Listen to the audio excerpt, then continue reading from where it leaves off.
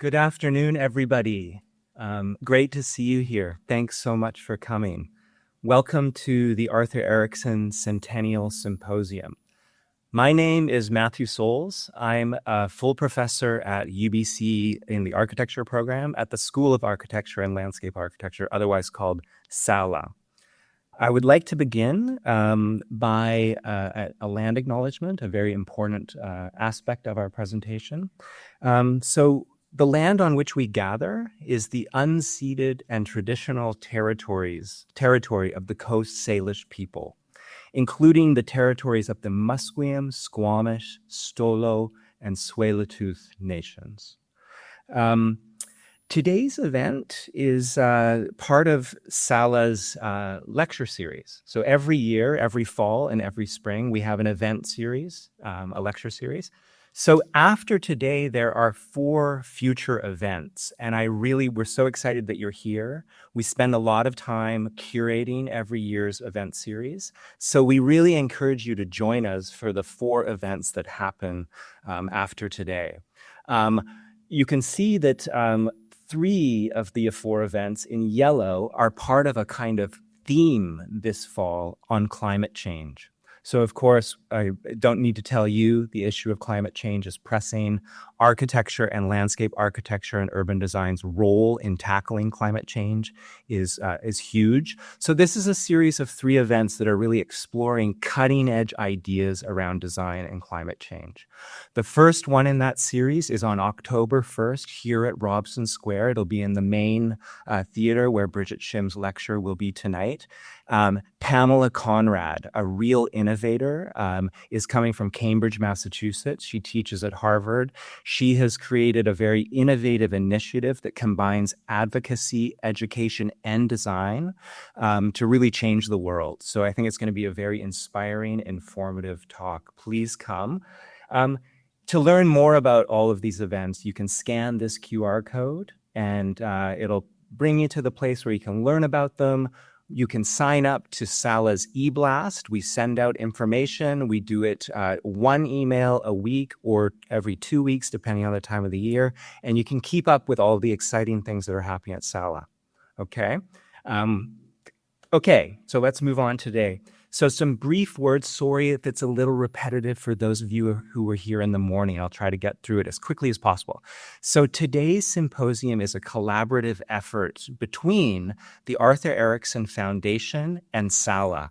And it's also important to note that it's sponsored by the Government of Canada. Every year, SALA, as part of its event series, has what's called the Arthur Erickson Memorial Lecture. We have a tradition of bringing amazing speakers to Vancouver to celebrate and commemorate Arthur's unbelievable contributions to this part of the world and beyond. And then also, it's the centennial. So Arthur was born in Vancouver in 1924.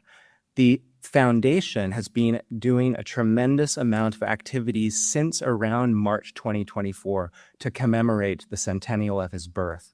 The symposium today, in many ways, is a kind of merging, a coming together of the tradition of the annual Arthur Erickson Memorial Lecture and all of these now 1.5-year-long efforts that the foundation has been involved with. They've had over 15 events across the country and in the United States. There's been an exhibition, which I encourage you to take a look at. It's now available in digital format on the foundation's website. There's been street celebrations. It's been an incredible year, or 1.5 years. So I want to then jump into the session that we're going to have right now. So its title is The Authorship of Canadian Architecture. We have a wonderful speaker, Michael Kubo, is joining us from Rhode Island, from RISD. And I'm going to introduce my wonderful colleague at SALA, Tania Gutiérrez-Monroy, to introduce Michael. Tania is an invaluable member of our faculty. She is an assistant professor. She is an architectural historian who has a PhD from McGill, and she's really working on cutting-edge ideas around kind of how power operates in our society socially, culturally, and spatially, analyzing it and figuring out ways to kind of tackle it and make our world better. So with that, Tania, please come to the podium.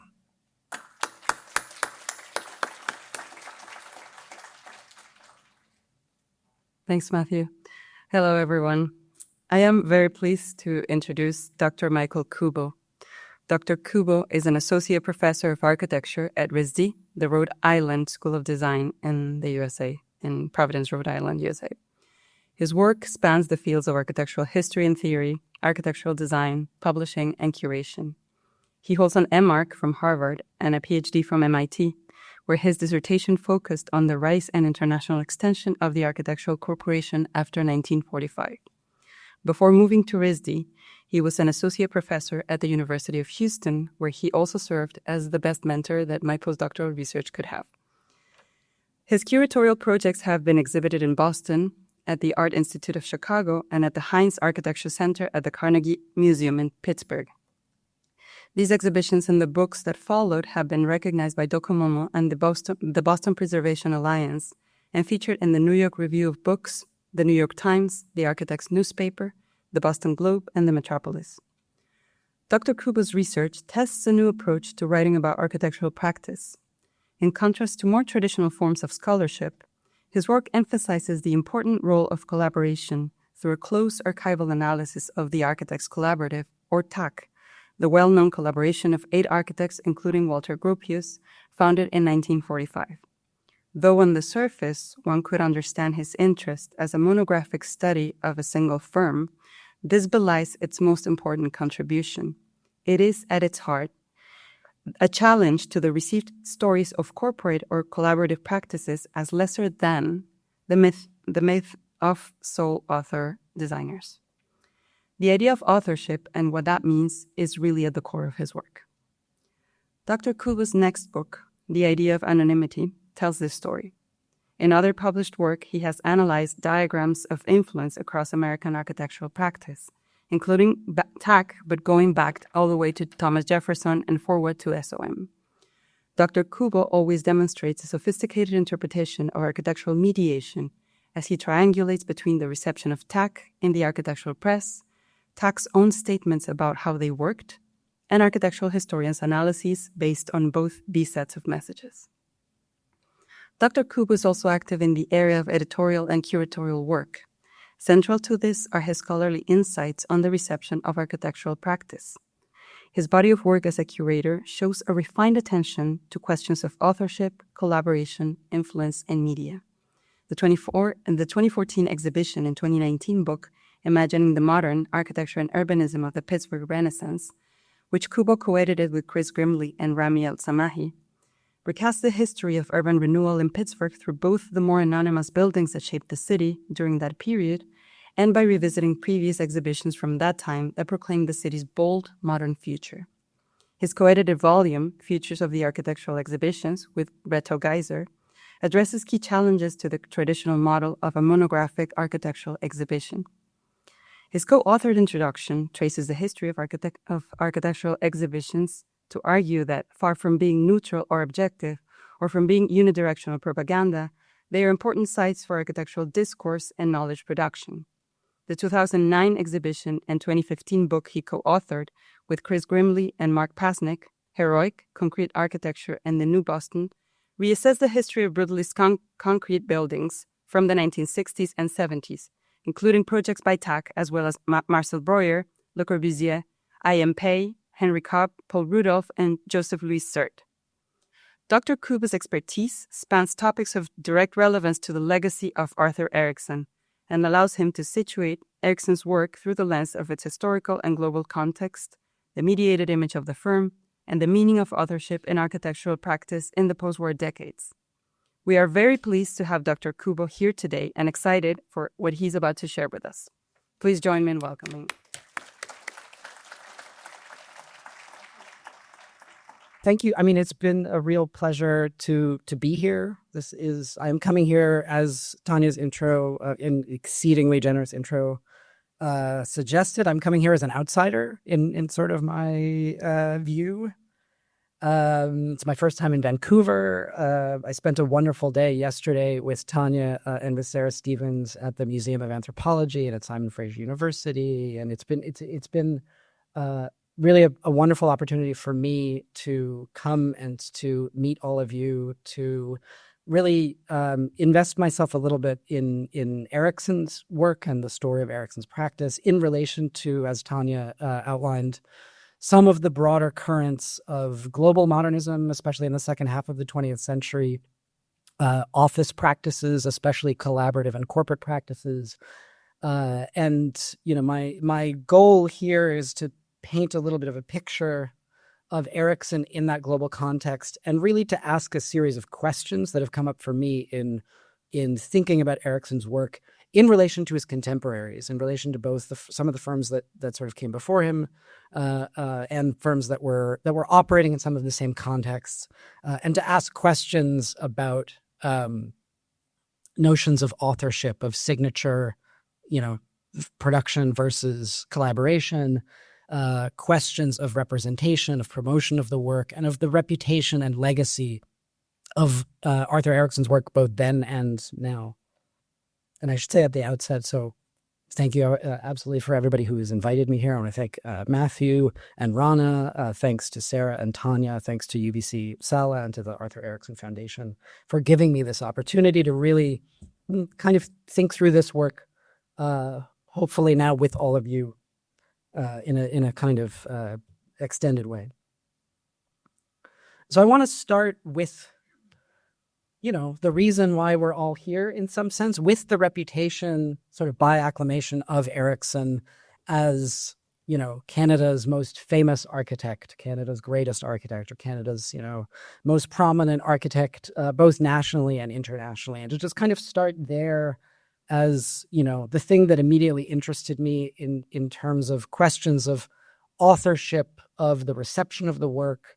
How was this, sort of my first question is really to do with the construction of that reputation and that legacy as sort of the most prominent architect in Canada. As you see here, Vancouver's master architect, and the notion of the master architect and its history as a set of concepts, especially through the 20th century, and the promotion of architects, singular architects, as master architects or master builders, and how Erickson kind of sits within that sort of history, rather famously, of course, by people like Peter Blake in this sort of book, The Master Builders. And so part of that for me is thinking about questions, terms that circulate around these sometimes difficult questions of authorship. Terms like the genius, right? The signature of a kind of singular creative hand, or a term like genius that does also attach to Erickson's work in a lot of cases, right? He's often described as a genius. There are elements of his biography in which he describes sort of seeing himself, especially in his earlier years, or kind of self-styling as a genius, or of looking kind of more specifically at architects before him, particularly Frank Lloyd Wright, who certainly self-styled as a genius and was promoted as a genius, in a kind of tension between something like Taliesin, what you see in the photo, that you know, shows the image of Wright at the center of a group, maybe cult is a strong word to use, but a sort of, you know, group of disciples or acolytes or kind of interpreters of his vision, versus the notion that he promoted of himself as a genius, and which was then promoted in turn by authors, critics, people who were assessing Frank Lloyd Wright's work and kind of took up that notion. And then which he promoted in books like Genius and the Mobocracy. Erickson and Wright have a particular sort of relationship. Erickson, of course, famously credits his decision to pursue architecture with seeing in Fortune magazine in sometime in the 1940s, an issue of Fortune magazine that featured Taliesin West, then new Frank Lloyd Wright's Taliesin West, and then deciding, if that's what architecture is, I want to do architecture. That's what I want to do. And then later, Erickson, I think he had the idea in those years to go to Taliesin and to work with Frank Lloyd Wright. And he tells the story of going to Taliesin east, not west, meeting Frank Lloyd Wright there, spending a day there, and sort of this, there's a real sense, I think, in his biography of that's sort of the path not taken in a way. He's ultimately convinced not to, he goes back to McGill, and he is convinced by, his instructors at McGill not to go work for Frank Lloyd Wright and instead to stay at McGill, finish out the year. And he's told that he is in line for a series of travel scholarships that if he completes the year at McGill, he will receive. And indeed, he goes out on these travel scholarships, spends about the next 2 years traveling around the world. And then that becomes incredibly important to him. But he writes, and there's a quote about sort of what would have happened if he had worked for Wright. He says, "Sometimes there is a door you could have gone through that would have changed your life, and you are somehow rescued. The idea of peace and retreat at Taliesin was terribly attractive, but I believe now that you have to be in the thick of things. It might have taken years and years to recover if he had gone to work for Wright," in other words. And so I think that there's a kind of intelligence about that, what seems to me to be a recognition of the potential problems of putting yourself underneath a self-styled genius like Wright, and that might have been at odds with what ultimately were his own authorial impulses, just as Wright, I should say, chafed at the constraints of Wright's own relationship with his mentor, Lewis Sullivan, which is really what the book Genius and the Modelocracy is about. It's about kind of a genius working for a genius and the kind of relationship between the two. And this was in the period when there was a lot of hashing out kind of in architecture world and architecture discourse of these questions about group practice, team-based practice, essentially, versus the notion of the singular producer of buildings. Very famously in texts like this one, Henry Russell Hitchcock, also a biographer of Frank Lloyd Wright, in this sort of text, The Architecture of Bureaucracy and the Architecture of Genius, kind of posing these dichotomies. And so this is partly what I've been interested in, and I thought the panel this morning was extremely illuminating and fascinating for me precisely in relation to those kinds of issues. And so, it's interesting to me, for example, and here's where I have another set of questions, that the project that both made Erickson's young practice and catapulted him and his collaborator, Jeff Massey, onto a national stage was very famously an extreme exercise, a kind of heroic exercise in collaboration and coordination, both within the office and across multiple architectural offices that they were coordinating at the time. This is, of course, Simon Fraser University, their competition-winning entry, where Erickson Massey, as the winning team, was tasked, because this was the instant university. It had to be built in an incredibly short period of time from scratch. And so Erickson Massey, as the winning team, was tasked with coordinating the planning, design, and construction of this massive university campus from scratch within 2 years by a consortium of the 4 runners-up. So it was Erickson Massey leading the next 4 firms that had placed in the competition, who each staked out different portions of the work and had to coordinate them, which is kind of, amazing thing to have to undertake. And each of which was assigned one of the major components of the campus. And so there you have Massey and Erickson. And in this complex, Jeff Massey, it seems, was the organizer, and Erickson the visionary or the designer, right? And so this is from Stauch, Nicholas Stauch, Erickson's biographer. Quote, "Jeff was the administrator. He went to all meetings and coordinated scheduling, surveying, and relations among the architects and contractors. He took the brunt of the criticism. Arthur, who hated meetings," and this will come back later, "focused on design materials and the architectural language of the buildings," end quote. And years later, Erickson openly described a similar structure at his firm after Massey and Erickson split, Arthur Erickson Architects, particularly with regard to gaining and conducting business around the firm's international commissions versus his desired role that he tried to stay in as a designer. And he's talking about kind of client relations here also. So this is Erickson, this is a quote. All this, the kind of building of the office and these commissions, has required years of intensive negotiations, but I have kept out of all that.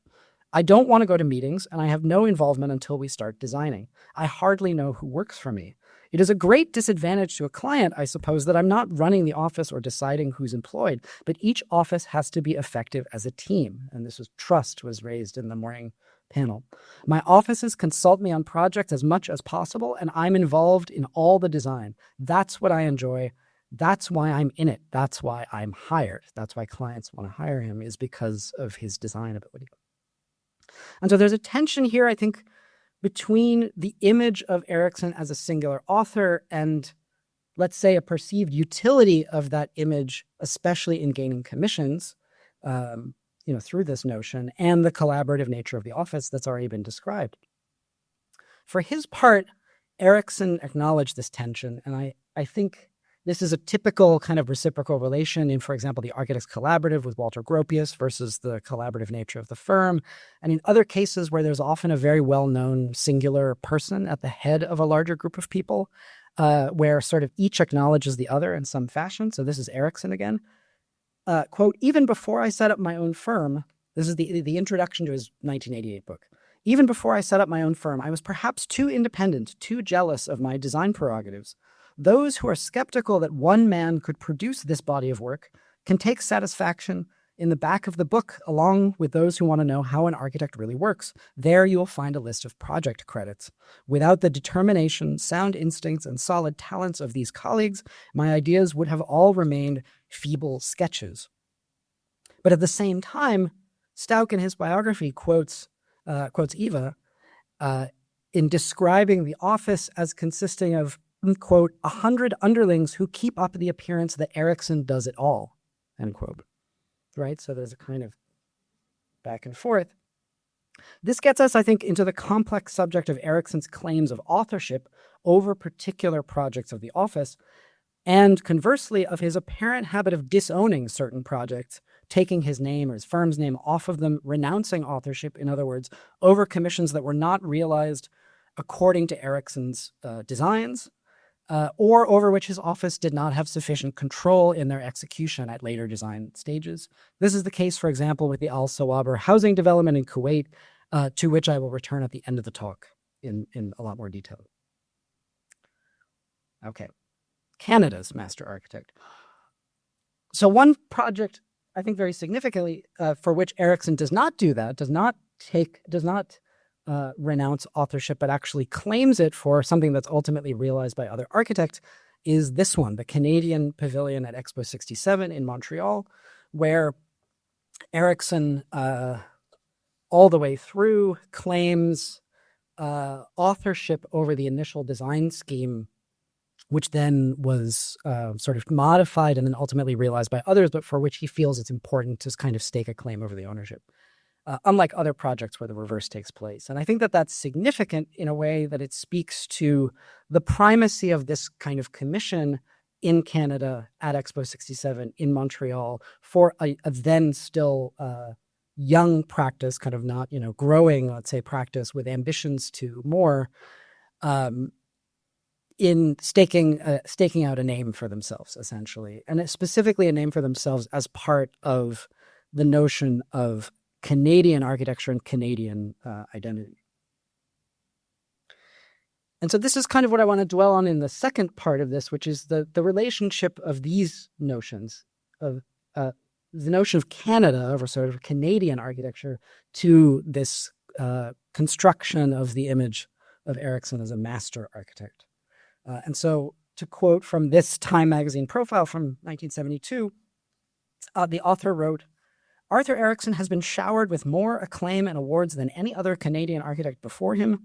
In an age of team design, he wrote, Arthur Erickson, at age 47, epitomizes the idea of the individual creator, the architect as superstar. This is 1967, which is very early moments to be using that kind of framing. Erickson's office, Erickson Massey still, right? So Erickson is already being described singularly, even though Erickson Massey is still together. Of course, designed their own pavilion, separate from the Canadian pavilion, but sort of part of the Canadian representation, man and his community, and a second pavilion kind of right next to it, man and his health. in wood frame construction, and there were a set of arguments about timber in relation to kind of Canadian identity and sort of Canadianness that I won't go into terribly much, other than as a bridge to this project. So what I want to look at here is the construction in a way of this very strong affiliation between Arthur Erickson and his national, increasingly international reputation, and Canada and Canadianness, Canadian identity, right? This is consolidated through a series of corporate governmental projects and things like these expo pavilions, kind of, piece by piece, including, for example, Macmillan Bloedel, now known, of course, as Arthur Erickson Place, and his work for, in this case, one of Canada's major industrial corporations, BC's major lumber company. And this is, so in this sense, he starts to work for these kind of central, corporations in Canada. And I think it's good to remind ourselves that not only was Macmillan Bloedel Limited one of these corporations, but also Massey himself is from the family of another one of these corporations, Massey Harris, the farm equipment company, later absorbed into Massey Ferguson. And the family that includes, they're not directly in that lineage, of course, Vincent Massey, the first Canadian-born Governor General, etc., for whom I believe the Massey Prize is named, which Erickson Massey wins at some point. And so lumber and, timber, lumber and Canada, of course, come together in Erickson Massey's work significantly in the Tokyo International Trade Fair, another Canadian pavilion, even earlier than that in 1965. Here, Erickson says, quote, "My idea for a Tokyo Trade Fair building in 1965 was an obvious one, to represent Canada with a log cabin. The point was to be felt in the raw power of the very unfinished look of the wood. The building would just be piled up and crudely put together, but vigorous, like Canada."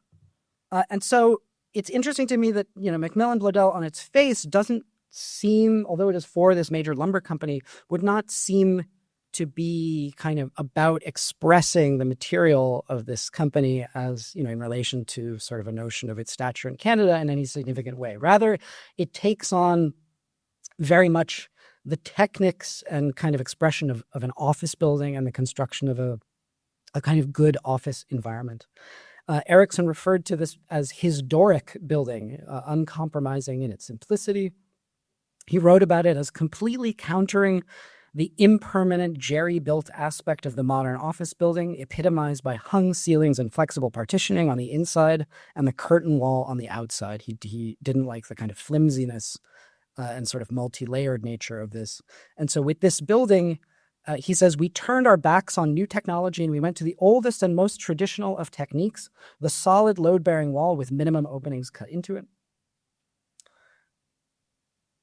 Despite this corporate image in concrete, Erickson did later describe Macmillan Bloedel as, quote, "a tapered, slender, tree-like form for the giant forest products company." So he does get there in some fashion, where he's linking the company's products with the building's form and expression in a more direct way. At the same time, he conceded he hedged a little bit on this. He says, quote, "The fact that the building is rather rugged in appearance and that it tapers upward like the trunk of a great tree is quite incidental, but nevertheless conforms to the image that Macmillan Bloedel wanted to project." So it's sort of having your cake and eating it too. And I think it's interesting to compare, him with his contemporaries. For example, Skidmore, Owings and Merrill, SOM's headquarters for Weyerhaeuser, another major Pacific Northwest lumber company, within a few years of that. And the ways in which, this is, for example, much more directly expressive of the products and the kind of territory in which the company, does its business. And I think has a lot of features, both in the relationship between concrete and greenery, the kind of scaling and stepping back of elements, the terracing, the kind of horizontal skyscraper sort of horizontality of it, and otherwise in the kind of, certain expressive elements of it. I feel like if you showed me these two buildings and I didn't know who had done them, I might have said that this was the SOM building and this was the Arthur Erickson building. They're interestingly sort of the opposite way of what you would think. Erickson does pursue this kind of forest, architecture as in with the forest sort of analogy more explicitly, I think, in the inner court of the Bank of Canada. So this is another in the progression of major sort of Canadian corporate and or governmental commissions. The next one is the Bank of Canada in Ottawa, which has this mirror glass curtain wall. And then on the inside, and I think these drawings are kind of amazing in speaking to the desire to really create this kind of forest landscape, sort of on the interior, again, as a kind of Canadian, a specifically Canadian sort of thing. Again, relating this to the work of Erickson's contemporaries. And I was just talking with Eva on the way in about her time working for Roche Dinkeloo, though not, she said, on the Ford Foundation, but kind of in a similar period. And which really served as a precedent for this model of the invention essentially of the atrium, especially the landscaped kind of greenery, sort of covered atrium in this period as a kind of late modern phenomenon. And it's clear to me that indeed Ford Foundation was a strong precedent for the Bank of Canada, not least in the fact that the Canadian Centre for Architecture in its Arthur Erickson archives has these slides that are labeled explicitly as Garden Atrium of the Ford Foundation precedent for the Bank of Canada, which suggests that Erickson's office, these are slides from Erickson's office, that he kind of knew about it. Okay, Erickson and Canada and Erickson. The Bank of Canada Commission came via Pierre Trudeau, the Prime Minister, of course, after 1968, but I believe at the time an MP and the leader of the Liberal Party, kind of on his way there. According to Erickson's biographer, and this is a quote, at a private dinner party hosted by Trudeau, Arthur had met Louis Rasminski, the governor, then governor of the bank, and that was what kind of led to the commission.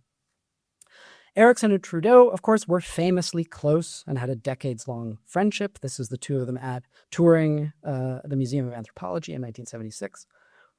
Quote, Arthur, this is Stauck, his biographer, Arthur had known Pierre's younger brother, Charles, nicknamed Tip, as a gifted architecture student at McGill in the late 1940s, but Arthur and Pierre did not meet until the latter became prime minister in 1968 and convened a group of the country's leading artists for a dinner in Ottawa. Trudeau was intent on hearing their views about the country's national identity. This starts from the beginning. Erickson was the sole architect. The gesture of a politician turning to artists for advice seemed extraordinary, and Arthur's meeting with Trudeau was one of instant rapport. And there are subsequently lots of references to the two of them traveling all over the world. They traveled to China, Tibet, Saudi Arabia, many other places that have sustained friendship, genuine friendship over years, which matters, as we will see. And so to return to Expo 67 and how the Expo pavilions, for example, sit at this, what's starting to be, I think, a kind of a nexus of kind of Trudeau, the government, Erickson, sort of images of Canada, both nationally and, as we'll see, internationally. This is also the moment, I feel it is necessary to point out, when the notion of Canada itself as a unified nation, as a kind of, one thing, is, of course, itself under construction in a similar way. I do not have to remind anybody in this room. This is the moment of the redesigning of the Canadian flag. This is the moment of the birth of the centennial symbol to celebrate the century of after Confederation. I remind everyone, of course, also that Expo 67 included the Indians of Canada Pavilion, which, according to John Moses, Aboriginal Affairs Directorate for Canadian Heritage, quote, was one of the first opportunities during the latter half of the 20th century where Indigenous people are given a political voice and a separate, standalone, safe space within which to express themselves, not just to Canada, but to people around the world.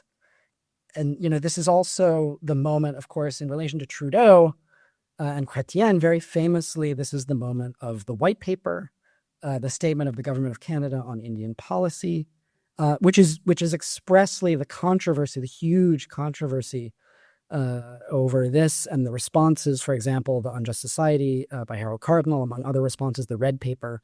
The responses, both the text itself, are entirely around, the question of sort of, who is a part of Canada and Canadian identity versus sovereignty or independent land claims, right?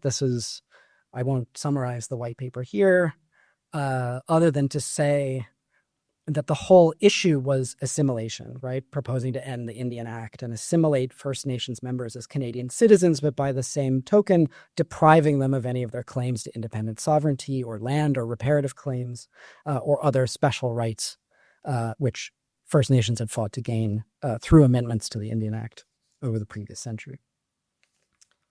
And so in this sense, Erickson's ambition to be an architect for all of Canada, to be Canada's master architect, I think is coupled to a very specific set of claims at the time about the nation and about who and what a Canadian is. Right? And this is, we can go back actually to sorry to back up a little bit. The framing, I should note that the framing of Expo 67, the kind of title that was put over the whole thing, of course, was Man and His World. And the pavilions that Erickson Massey designed are man in the community and man in his health. And so you can relate it to these questions of, even beyond Canada, whom did this humanist conception of a kind of universal man include? Whom did it exclude? And what, in other words, was a Canadian? This project of creating a Canadian expression continued now abroad with the Canadian Pavilion at Expo 70 in Osaka. And here's Erickson again. I feel like I'm quoting from Erickson a lot, but I just love these quotes. Quote, "Again, I faced the problem of representing Canada and at the same time capturing the attention of the mainly Japanese audience. I decided that one thing that could be interestingly presented was the emptiness and immensity of the Canadian landscape. I expressed this quality in very large, simple forms, 4 sections of a pyramid pulled apart to open a central court, abstractions of our landscape in size, emptiness, and simplicity." So again, sort of architecture trying to sort of evoke or mimic certain features of the Canadian landscape. This desire to create a feeling of emptiness, immensity, and infinitude, Erickson wrote, also produced this project of the mirror glass. Erickson wrote, "It inspired me to sheathe the whole pavilion in mirrors. Its forms, now mountains of ice, would still work, and the mirror surface would bring down the sky. The sheathing gave a completely new meaning to the structure as something responsive to everything around it, so receptive that the building itself might vanish. To accomplish this, there could be no edge to the building, which meant that the mirror had to be detailed so that it merged with the sky. That one detail was the key to the whole thing." And that project of kind of an ever-changing kind of series of fleeting effects that conveyed a kind of, sort of infinity of changes, of course, continues on the interior, sort of in the middle of this court, with these revolving pavilion spinners by Gordon Smith. And then the Canadian Pavilion is very often on the cover of major architectural magazines in North America and in Europe in this period. And so there's something about its image was able to carry the image of Expo 70 at large in all of these reviews, Architectural Review and Architectural Record. And to kind of leap out of Erickson's specific history for a second, again, we can put this interest in mirror glass kind of more broadly within a great deal of interest among architects at the time in mirror glass. This is what's often described as late modern architecture.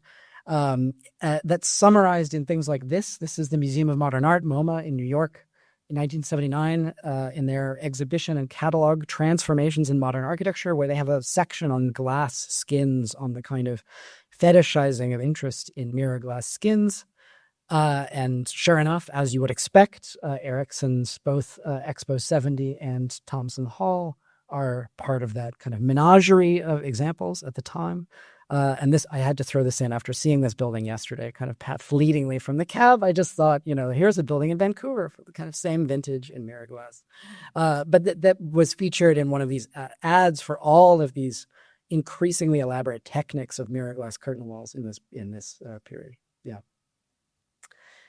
The representation of Canada abroad through architecture was, of course, also the central imperative of the Canadian Chancery in Washington, D.C., on a prominent site steps away from the U.S. Capitol and the National Mall. I should say I had the privilege of walking by this building pretty much every day for about 2 years when I was at the National Gallery of Art in Washington. And this was the moment of working on the Canadian Chancery was, I think, the moment when this nexus that I've tried to lay out of Erickson, Trudeau, and the image of Canada internationally now famously came to a head publicly and very controversially. Again, I am sure everyone in this room is quite familiar with the story, but I will dwell on it a little bit because I think it speaks to these issues. The commission to design the chancery had been awarded to Erickson's office essentially directly and personally by Trudeau, by fiat, as it were. This was revealed in 1982 to great public scandal. And again, quoting Erickson's biographer at length, who describes it. A panel of civil servants and architects had met to examine some 300 applications for the commission and had narrowed the candidates down to a list of 11, which included Arthur, and then to a choice of 4, among which he no longer figured. He wasn't in the last list of 4. Although the committee's final selection was the firm of Zeidler and Roberts of Toronto, Prime Minister Trudeau directed his Minister of Public Works to award the commission to Arthur. Trudeau was denounced as Canada's Sun King, and Erickson characterized as the arrogant architecte du roi, the architect of the king. Trudeau soon issued a statement to the press implying that Arthur had been unanimously regarded by the panel as the best architect in Canada, all agreeing that Arthur Erickson stands out most clearly on the international scene as expressing Canadian architectural concepts. And I want to dwell on this last point a bit more, namely the idea that Erickson would be distinguished specifically for his ability to express Canadian architectural concepts. Stauch, the biographer, continues in his description of the means by which Erickson received the commission. Quote, Arthur had written a confidential letter to Trudeau on December 14th, 1981, when he learned from his old McGill classmate, Guy Desbarats, now part of the government, that he had not made the final shortlist for the Chancery Commission. Arthur appears to have typed the letter himself in secrecy, casting himself in the rare attitude of a supplicant. The Washington Chancery, he wrote, quote, is for me that rarest of opportunities to design a building of distinction, a place of renown on a site of high visibility and significance for this country of ours. Nothing in my career as an architect would be as worthwhile as the chance to make a Canadian statement in the American capital. And to quote from the letter in particular that Erickson writes a little bit more, Erickson writes to Trudeau, what is particularly galling to me is that I have done more to put our Canadian architecture into the world picture than any other architect in the country. For what the Canadian Pavilion of Osaka accomplished for the image of Canada abroad, for that alone, I would expect to be given a commission such as this. I would think that external affairs would recognize my international stature in such an important diplomatic post in Washington. And when Erickson later, somewhat later than this, described how the architecture of the Chancery reflected all of these imperatives to put Canadian architecture into the world picture, here's what he wrote. Given the highly visible site and the importance of the Canadian-American relationship, the key design consideration was how to represent Canada appropriately. We could not flaunt some national distinction as we would in a completely alien country, for in the larger cultural picture, our countries were indistinguishable. In the end, I wanted the Chancery to express an image of Canadian reserve and good manners, coupled with a characteristic gesture of openness and invitation to affirm our similar heritages, and at the same time project an element of freshness and forgivable naivete. As for more specific readings, these will be found in the long horizontals that suggest the breadth of Canada, or in the ample courtyard with its light and spaciousness. In the middle, a large pool symbolizes our ocean limits, right? So there's, again, this attempt to analogize form to a certain kind of cultural identity in both indirect and more direct ways.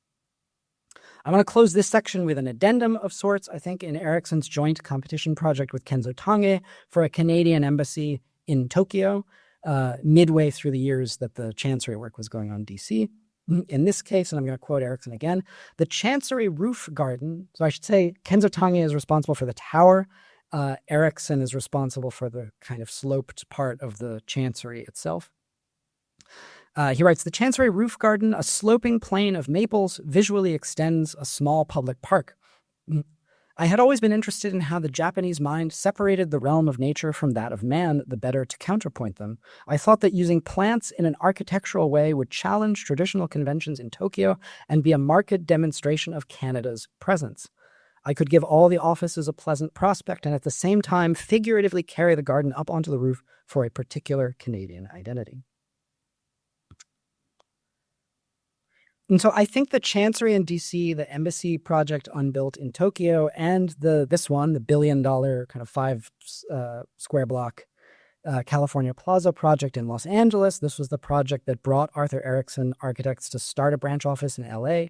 I think these projects all give us a lens into Erickson's ambitions to international practice by this time and as that developed in the 1970s and 1980s.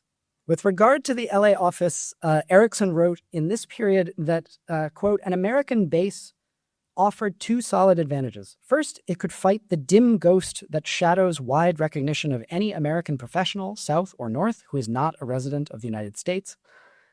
And as Philip Johnson stated to Edith Iglauer for her 1979 New Yorker profile of me, why does he keep doing that? It's a question of acceptance. Erickson's a Western architect, and what's worse, he's in British Columbia, which is a province of a province to us in the U.S. That's Philip Johnson, so feel free to vilify Philip Johnson as much as you want.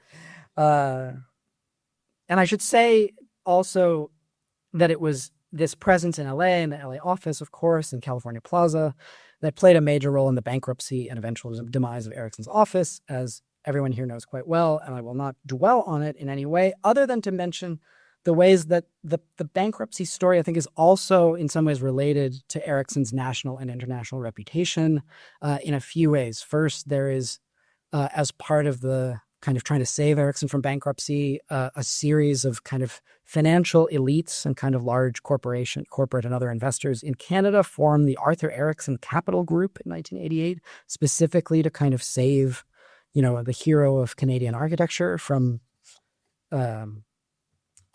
the end of his office, right? And so there's a report of a meeting where they say to Arthur, right, quote, Arthur, you are our friend. We love you. You are Canada's national treasure as a designer, but you can't go on like this.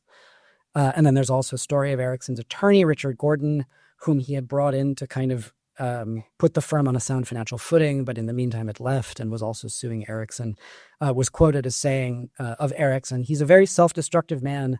It's a black eye for Canada. So I just want to point out, that even in the kind of bankruptcy story, there is this fusion is pretty tight by this time of Canada, what it means for Canada kind of on an international stage, as that tracks with the fortunes of Erickson's office. But it was to the Middle East, really, that Erickson's global ambitions beyond North America extended in particular in these decades. And this was, right, this is kind of very dramatically in North American architectural press, talked about as the oil-rich Mideast, the new frontier for professional services, with all of these kinds of questions about, it was seen as a risky, but sort of potentially very lucrative, kind of full of potential territory for a huge number of architects who were really trying and competing to work in that context, in the MENA region, in the Arab and Persian Gulf in particular. Questions like this: is this the new client, right? Or the notion there is no one market.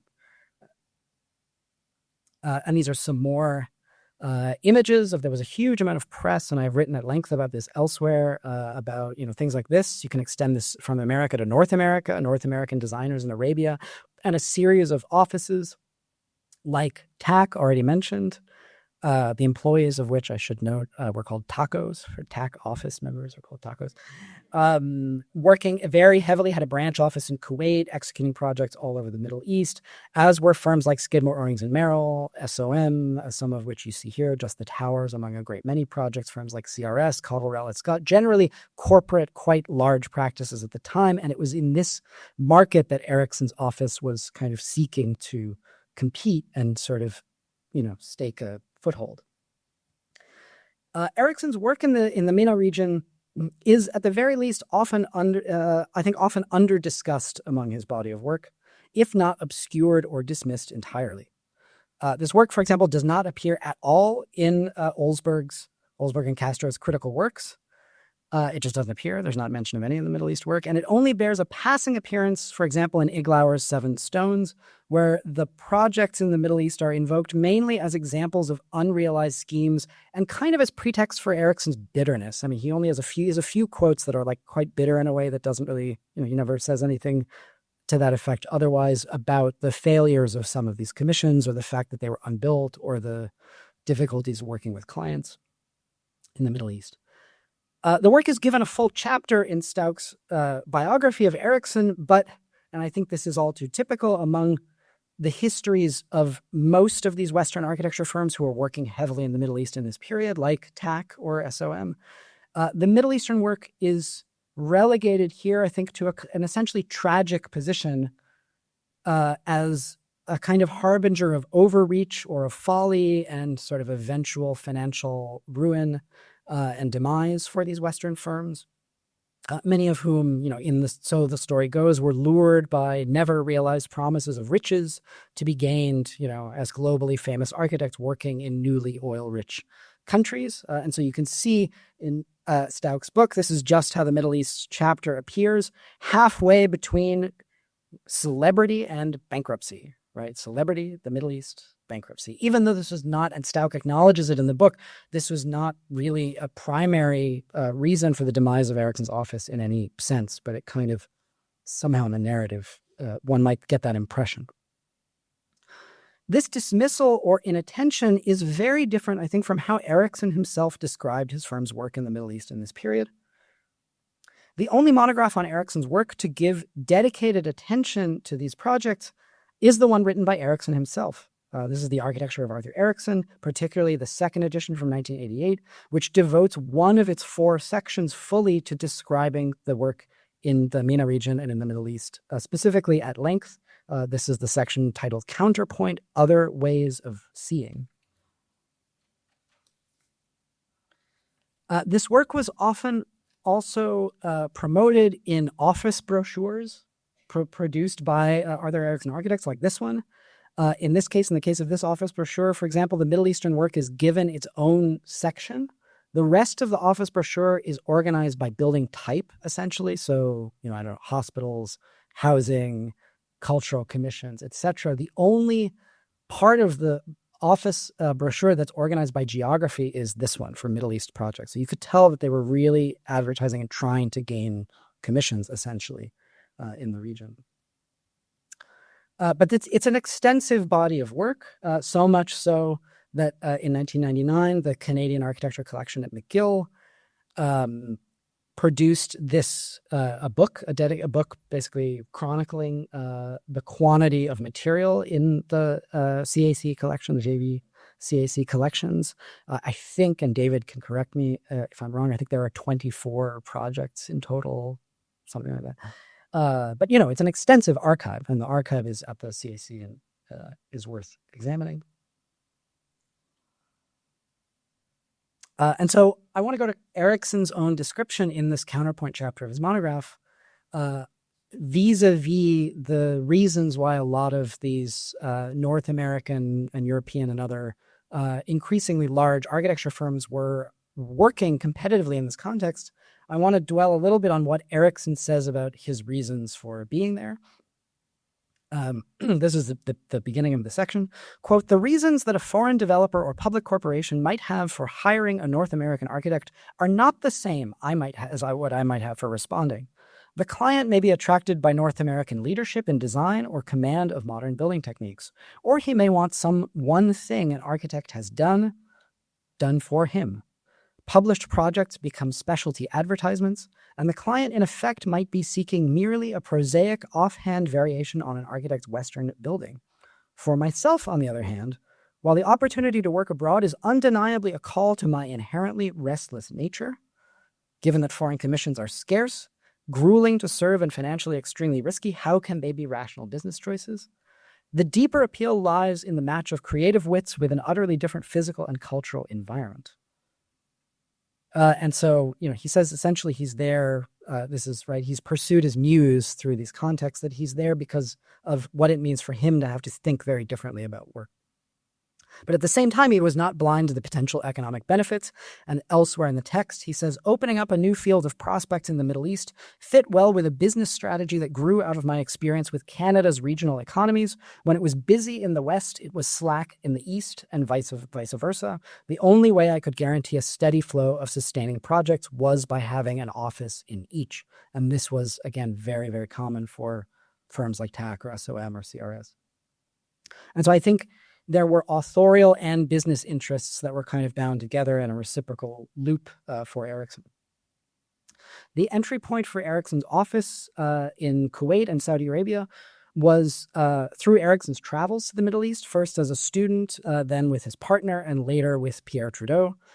According to his biographer, in February 1967, he traveled to the Middle East to share the experience with Francisco, his partner, and shortly afterwards he sent for a list of government projects he might compete for.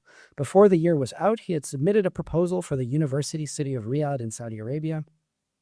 This was followed in March 1968 by a series of letters that went through the Canadian embassy in Beirut, exploring the possibility of a contract to build Kuwait University, or KU. And in pursuing these university commissions in Kuwait and Riyadh, Erickson's calling card was Simon Fraser University, the success of which he claimed had in fact originated in the Middle East, that's a quote, by being modeled in large part on Al-Azhar Mosque in Cairo, site of possibly the world's oldest university. For Erickson, Al-Azhar served as a model of, quote, a philosophy of education in which all knowledge was related and all its seekers were members of one community, end quote.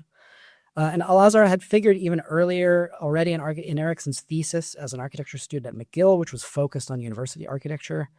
And he later described it this way. He said, the broad, non-directional space of Cairo's Al-Azhar University Mosque, where students, merchants, and beggars sat or lay on the carpeted floors, listening, praying, reading, or just sleeping, served as a model not just for Simon Fraser, but also at Lethbridge University as well, for the notion of a kind of unified campus that was not making distinctions between different academic programs.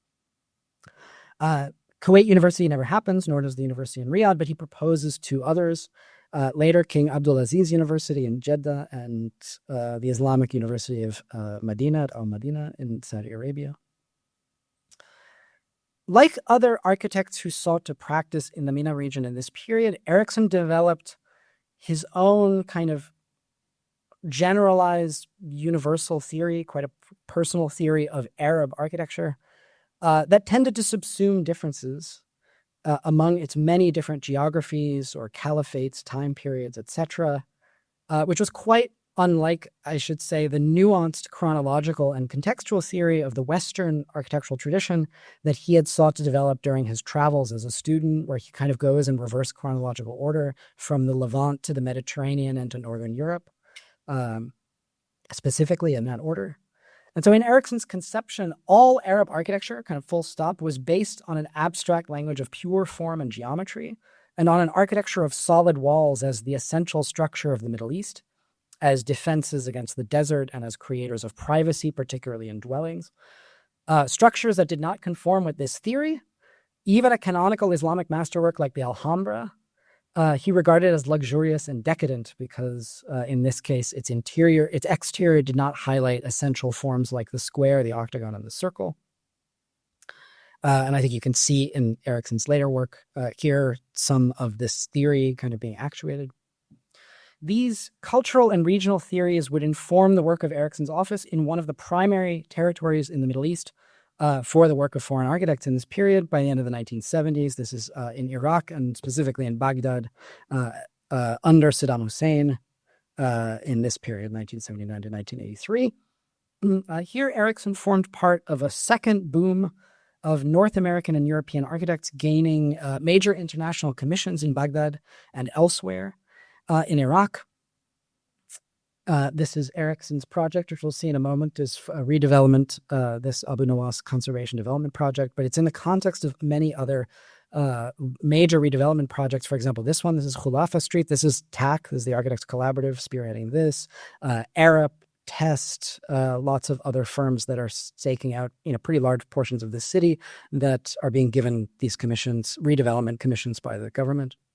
This formed, I've described it as the second wave of development. It followed a first wave of involvement of North American and European architects in modernization projects for a newly oil-rich Iraq after the 1950s, including work by Frank Lloyd Wright, the Architects Collaborative or TAC, and unbuilt proposals by Alvar Aalto, Le Corbusier, Gio Ponti, Willem Dudok, and many others. And so by the time of the second building boom, when Erickson arrives under Saddam Hussein, these architects are working in a context of state planning, kind of state-led planning and architecture firms from socialist countries on the one hand, and of ongoing work from the previous booms like TAC's University of Baghdad. Here is Abu Nawas. I won't go into it in a ton of detail. It's a redevelopment proposal that has kind of a waterfront, like a corniche, with a series of what were described as pleasure gardens, kind of, public gardens with sort of major civic buildings, and then a kind of urban redevelopment that sort of lies behind it. Here you can see something of the character of this. One of the things that's interesting for me about this scheme is that there were two alternate schemes that were somewhat more fanciful, one of which proposed essentially enclosing or sort of redesigning the central street, Abu Nawas Street, as a river, essentially, or as a kind of canal, and then basically making this into a kind of large kind of landscaped island. And then a second kind of even more fanciful proposal that would have had an island with a kind of, civic kind of cultural buildings in the center, but that included a bridge that would have gone across to Saddam's palace in the green zone. And Erickson said that this scheme, the water garden scheme, the one on the left, for example, was bolder after President Saddam Hussein's suggestion to follow the 8th century example of Caliph al-Mansur, the founder of modern Baghdad. This is the round city of al-Mansur. In a tumultuous time for his country, the president wished to remind the citizens of their golden age, which was commonly regarded as that. I needed little encouragement. And so it's in this sense that I think Erickson, again, we can relate back to people like Frank Lloyd Wright. Frank Lloyd Wright made exactly the same allusions and references in Baghdad in his plan for Greater Baghdad, circa 1957. Rounded forms, islands, sort of civic islands with public landscape spaces and major civic buildings. Erickson was well aware of Wright's scheme and said that specifically, that he was quite interested in it as well. And just to kind of bring the point home about the context in which he was working, this is an international conference on architecture that was specifically centered on the Abu Nawas kind of redevelopment, where there's Erickson presenting, there's Saddam, there's Rifat Chadirji, the planner for the city of Baghdad, who had been imprisoned and was pulled out of prison by Saddam, sort of, working in this context. And these kind of orientalizing references to the kind of glories of the round city of al-Mansur, etc., the Abbasid period was very much sort of propagated by Saddam Hussein himself. All right, I will try to speed up, I guess, just to get to the last part quickly to have more time for the Q&A. But I want to point out that this sort of somewhat uncomfortable position of Erickson's office vis-a-vis their clients, let's say their government clients, working in some of these national contexts, is also, I think, reflected in the way that he advertised or even described some of the projects that he does subsequently in Saudi Arabia. Saudi Arabia he describes as the prized client, but difficult to obtain for a relatively unknown architect without a corporation behind him. For example, this one, the Ministry of Air Defense Headquarters, also sort of an unbuilt project, but which in Erickson's monograph, he describes simply as an administrative headquarters, right? So I think you can tell there's a kind of an awareness that, maybe working on military commissions in Saudi Arabia is a bit, the description of that is a bit tricky. Or the Royal Saudi Air Force Complex, also unbuilt, which similarly is described only as a technical university. You never find out who the client is, kind of in the way that Erickson promotes this work. The loop closes, or there was an attempt to close the loop a little bit in Erickson's design, also unbuilt for the Saudi Arabian embassy and ambassador's residence in Ottawa. So it's sort of, it kind of comes back. But by and large, all of the work that I'm showing you it remains unbuilt. Most of it does not come to fruition. The only things really which Erickson kind of claims later authorship over as built work are two towers quite similar to each other for Etisalat, for the telecom company in the UAE, one in Dubai and one in Abu Dhabi, as you see here. Okay, the last part, I will try to move quickly. This is only about one project, so it will be somewhat quicker.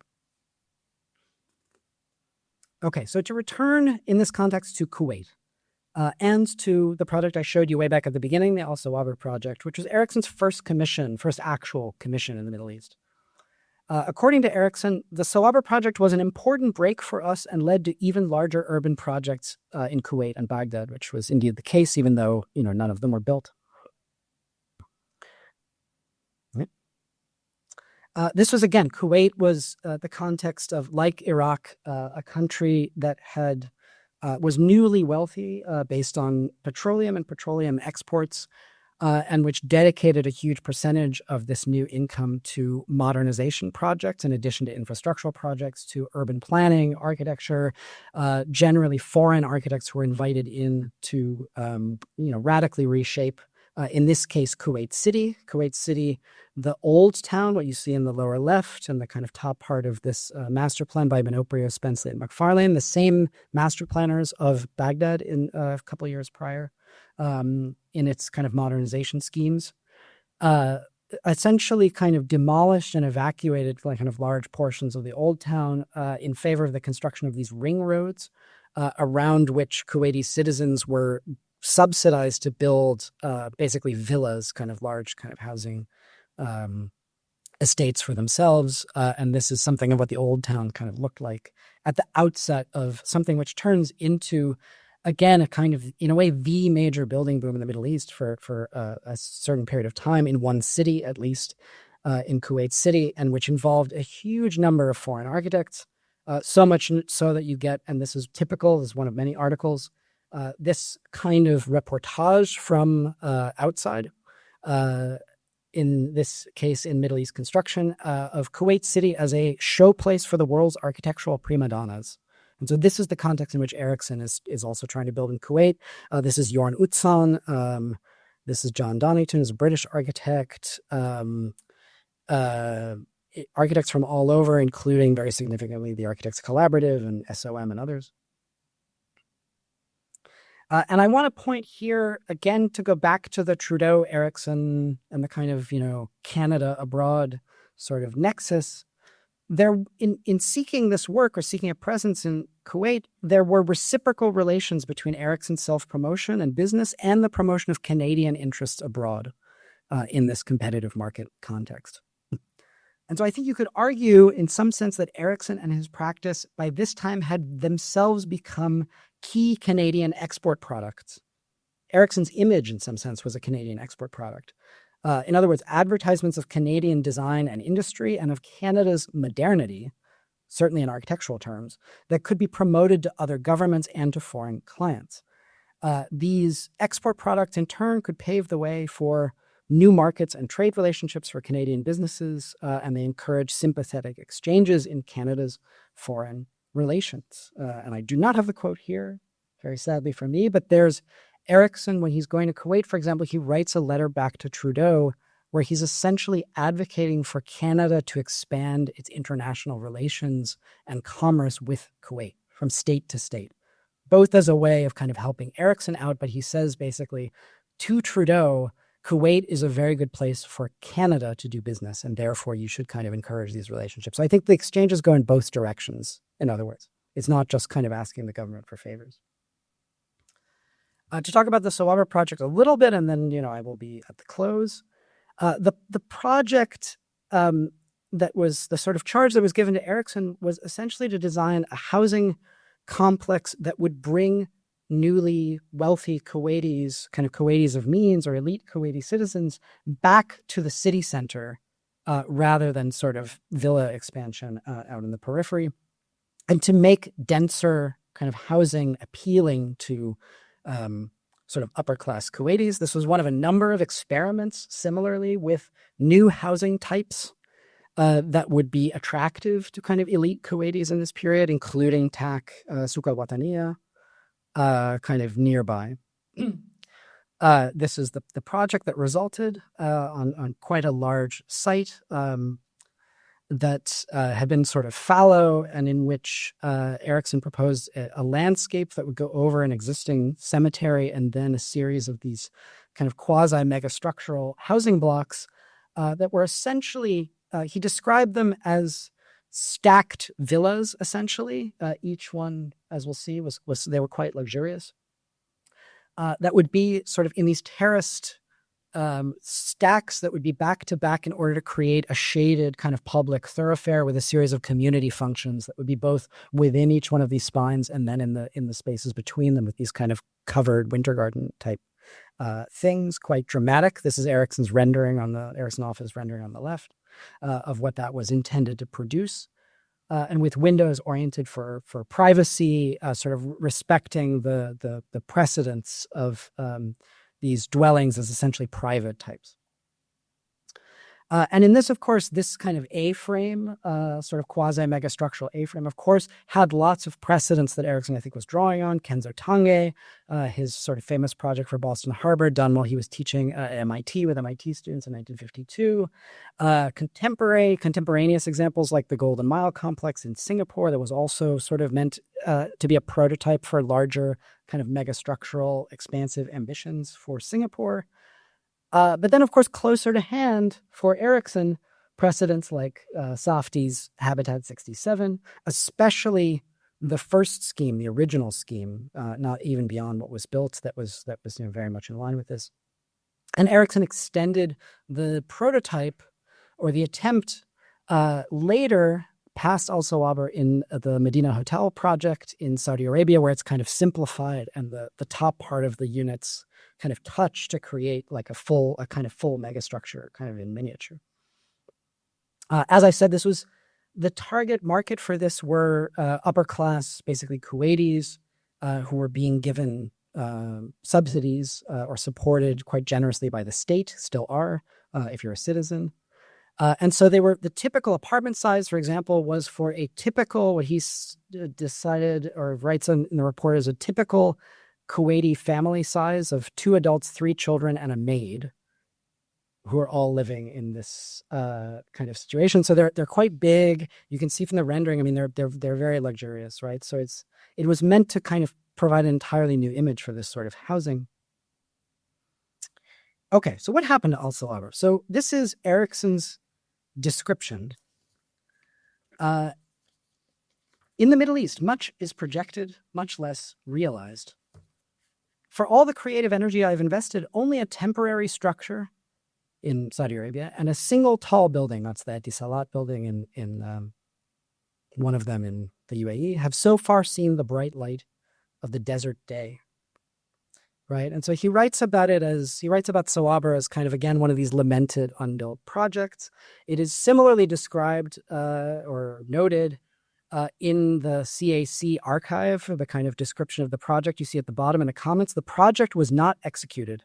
The design and documentation were not completed. That's the kind of, so it sits with all these other projects kind of in this legacy of a kind of, quite ambitious or heroic megastructural proposition that was not realized. Okay, so far so good. But it was built. I've been there. And this was one of my entry points, actually, in the invitation to come here was having been in the buildings at Al Sawaber while I was working on TAC and other things. This is the state of what was built as it existed by the 2010s. So something was built, but not built by Erickson's office. And so this is a case where Erickson's office disowned the project. They took their name off of it because it was not realized according to their original intentions. This is Erickson's quote. Unfortunately, the government lost sight of its original objective when it put the project out to bid. As a result, only the unique outline was vaguely ours, and no Kuwaiti of means, no kind of elite Kuwaiti, upper class Kuwaiti would live there, right? And so he describes the project as a failure in its occupation or inhabitation, and that's a result of not having built it to the intentions of Erickson's office. And indeed, it's a very charged site. At the period when I saw it, the buildings had been evacuated of their inhabitants by the state in advance of demolition, in advance of a planned demolition. And so they sat there kind of fallow, empty for years. And that's when I kind of toured, it was like this, with sort of everything kind of awaiting a demolition, which, people didn't know whether it was going to come or not. As of the mid-2010s. But indeed, they were demolished. This is a photo kind of demolished very interestingly, I think, by they just sort of toppled over the buildings. This is an aerial view.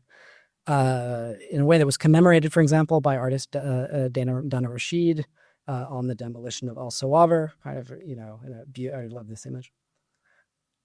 And so this is kind of where I want to leave us, is in this comparison between, in this case, the projected and the realized, the reception or the kind of promotion of the work in the beginning, the notion of disowning a project, even though it was built, but sort of claiming it was unbuilt, and all of the, I think, sort of tricky authorial questions that obtain in that kind of scenario, the international ambitions of Erickson's office in relation to a kind of, Canadian abroad, sort of Canada's master architect abroad. This is an article by Asil Al-Regam that was written at the time of controversy over whether the complex would be demolished or not.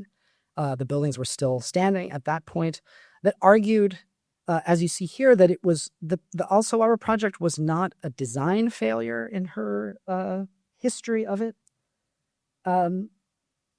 And it wasn't a failure in design intent, either for Erickson or even necessarily in its realization. It was really, she gives a whole series of other reasons, changes to the original design that thwarted the development of a vital and self-sufficient community, the absence of an administrative union, in other words, lack of maintenance as a kind of common problem, economic greed that led to illegal subdivisions, land speculation, all of these things kind of changed the nature of the thing over time. But she was writing in a period where these buildings were empty, that there was a strong push, especially for a younger generation of Kuwaitis, to reoccupy the city center in denser urban arrangements that were exactly what the state had projected as a kind of desire, decades earlier. And so this is, I think, a good kind of place to leave it in this, the tensions that you can read out of a project like this, where in some sense for me, all of these things come home to roost in terms of these tensions in authorship, in international practice, and ultimately in the legacy of work that Erickson produced and that we are thinking about today. Thank you. Thank you so much for that lecture. I don't know if you read my 2016 piece in Architectural Review about the Baghdad project that was unbuilt. There was a lot of wonderful input from Alan Bell. And since then, I've been back many times. I go several times a year to Baghdad, and parts of it are being kind of, some tiny aspect of the landscape architecture is sort of being implemented. Muafaq Al-Tayyi, who was working for the mayor's office at the time, is holding a torch for it and hoping some enlightened developer will pick up the scheme again. But I've never been to Kuwait, so I just found that so poignant and so striking. And I guess my question to you is just, were there other examples that you didn't have a chance to get into in the presentation of designs that were kind of bastardized, or that were like small inklings or remnants of in the Middle East especially? Thank you. And it's so my situation is the reverse. I've been to Kuwait, quite a bit, back and forth over the years, but I've not been to Baghdad. I've tried to get there. And so maybe we should think about ways of getting there. It's the only, Al Sawaber is the only case of the Erickson projects that I know of something which was built in some form, but which was described kind of outside of that context as if it were unbuilt. But I think what you're drawing out, both in the work in Baghdad and in a project like this, is the way in which, we think of these works as belonging to the past, but there's they're not entirely past the past projects. There are ways that they sort of get revived, or pieces of them. There are people who are holding the torch still for these projects. That's very much the story in Baghdad with other projects. And that's, some part of my work there has been looking at especially Tax University of Baghdad, which started in 1957 and then was continuing all the way up through 1983, through that kind of second boom period. And which similarly has been described as, mostly unrealized, or, as a kind of lament outside of that context, even though most of it, there are hundreds of buildings and all of them were built according to and it was bombed too. It was bombed, and it was, these things that have extremely complex histories. And so that would have been another way of navigating, I think, the same work, or really the work of any architect of similar stature, I think, would be in that interplay between the arguments and presentation that those offices made of their own work versus the actual inhabitation and kind of forms of life that obtain around them. Thank you. That got realized, but he always described, this is the towers, the SALA buildings. These two, but so he describes these always as these are the only things that got built, right? So he was happy to describe them that way. For me, maybe architecturally, the less said about these particular buildings, the better. So it's interesting that he's fine conceding the completion of these buildings, but not something like al-Sawaber. And I think other people in the room probably have more to say about how much he was disowning or otherwise disavowing projects and that kind of authorial tension outside of the Middle East. Thank you very much. I learned a pile, especially about the Middle Eastern projects here today. Thank you for that. A quick, simple question, then a tough one.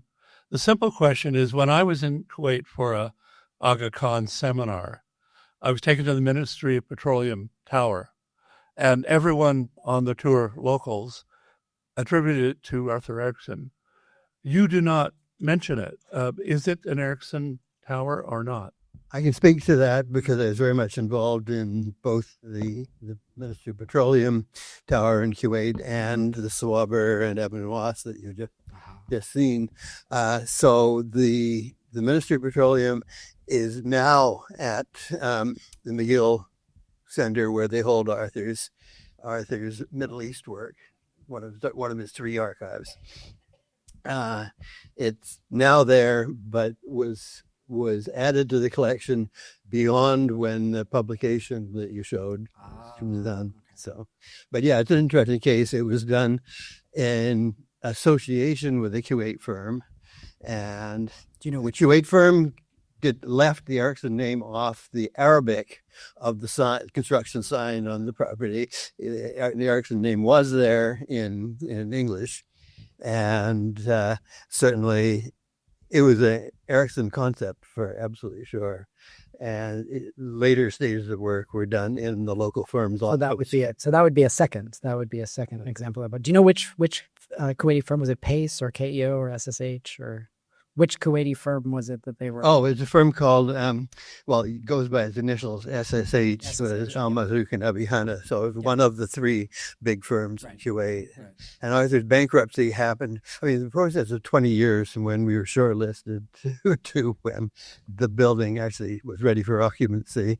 And in the course of that, Arthur went bankrupt. We had to rework the arrangement with the local firm. Invented an entity to work with. Characteristic of a lot of the different things. Yeah. Thank you. Thank you very much.